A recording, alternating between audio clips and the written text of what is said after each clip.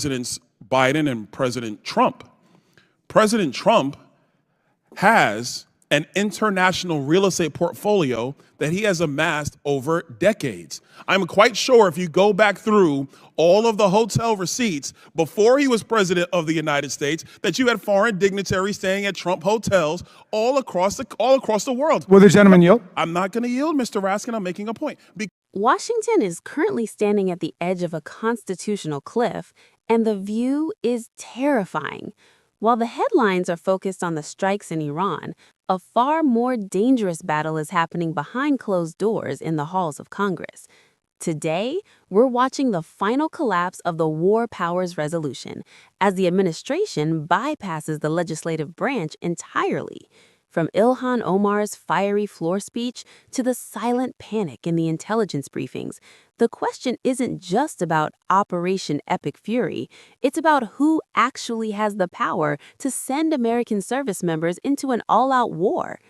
We've secured the footage that shows exactly where the line was crossed.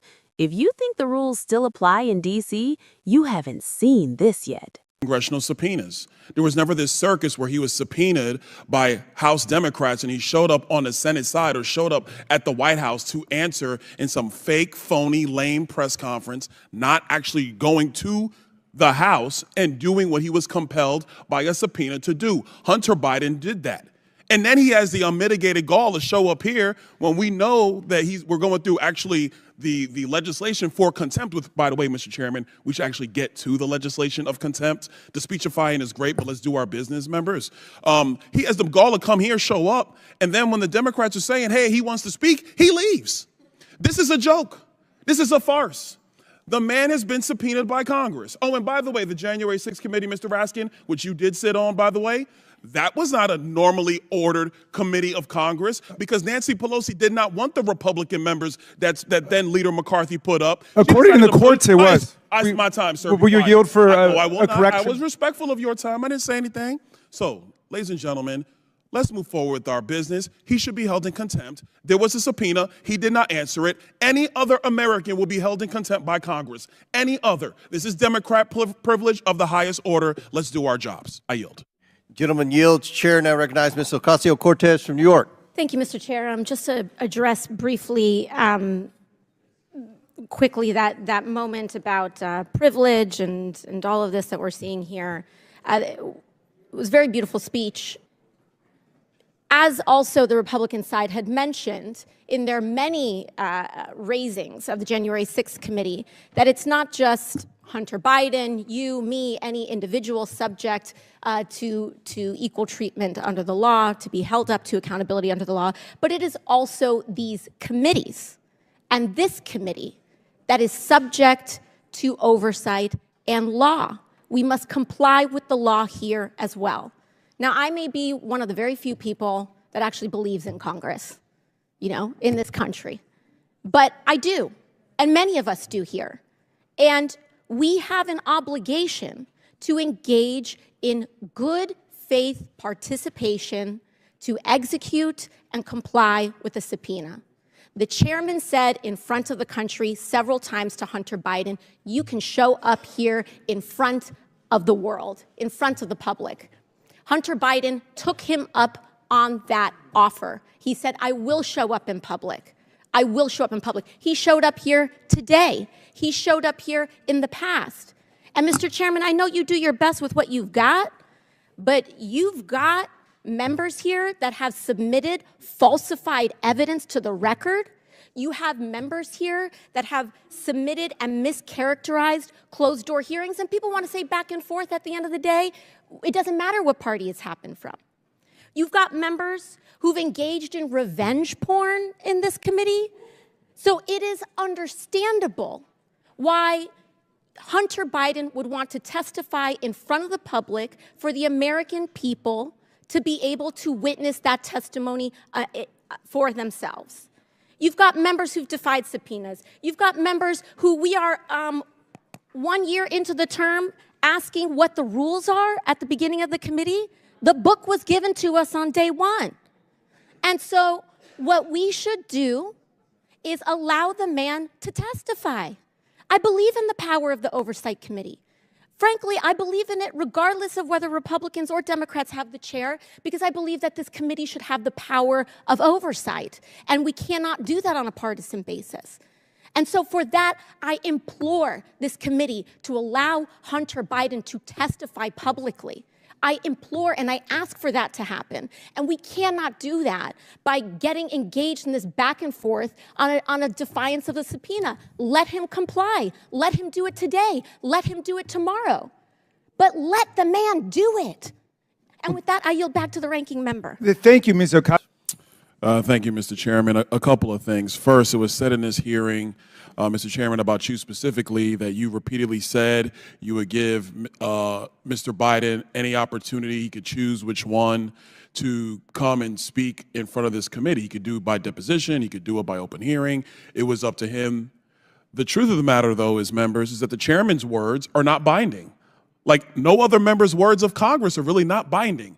The binding article. Point of order. Does the chairman agree with that? Point of order. Does the chairman agree? Are you going to restore my time? Point of order. Just point of order. Okay. Does the chairman agree that the chairman's words are not binding on the committee?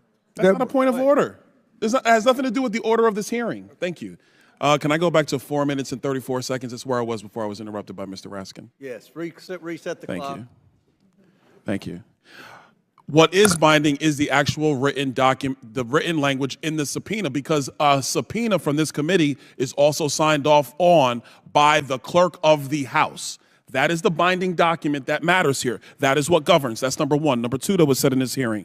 It was said that our witnesses said that there was no basis for an impeachment.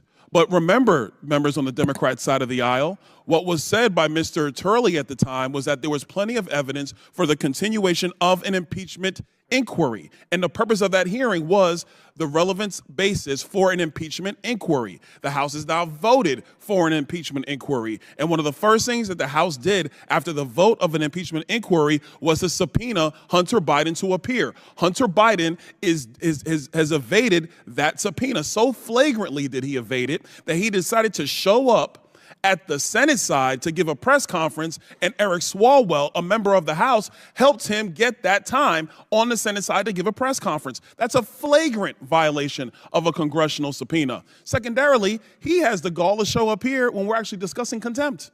And he didn't stay. He was sitting right over there. He's not here now. He said he wants to talk. He could have stayed through the whole proceeding. He chose to leave. That's his business. But he was subpoenaed to come here. Back in December, he chose not to of his own volition. He's in violation of that subpoena, a subpoena that was executed with the signature of the clerk of the House of Representatives. That is the document that is binding. That's what we work off of. Mr. Chairman, I actually want to submit for the record an article from The Hill written by Jonathan Turley, and it is titled Eric Swalwell and the Politics of Contempt. Without objection, so ordered. Thank you. I'm glad something got admitted to the record. Last, a couple other points. One quick point I want to make, and this is in reference to the minority's report about this $7.8 million. I want the minority to understand one very important distinction between Presidents Biden and President Trump. President Trump has an international real estate portfolio that he has amassed over decades. I'm quite sure if you go back through all of the hotel receipts before he was president of the United States, that you had foreign dignitaries staying at Trump hotels all across the world. Will the gentleman yield? I'm not going to yield, Mr. Raskin. I'm making a point because they're actually very nice hotels. They look good. People like staying there. President Trump was not running the Trump Organization when he was president of the United States. To my recollection, Eric Trump, the president's son, was actually running the Trump Organization when President Trump was president of the United States. So if he had a portfolio of hotels and people choose, through Expedia, through Kayak, through Hotels.com, if they choose to go and stay there, how is that the president being in violation of what the emoluments clause? Is that what you're citing? Stop. What we witness today is a pivot point in American history, when the power to declare war shifts from the people's representatives to a single office. The republic as we know it changes forever. Whether you support the mission in Iran or fear another endless conflict, the precedent being set right now will outlast any administration. But the real question is, where do you draw the line? Is national security an excuse to bypass the Constitution? Or is Congress finally waking up to its duty? The comments are already exploding. Add your voice below. And if you want the unfiltered updates on this escalating war that the networks are too afraid to touch, hit that subscribe button. The next 48 hours will be critical.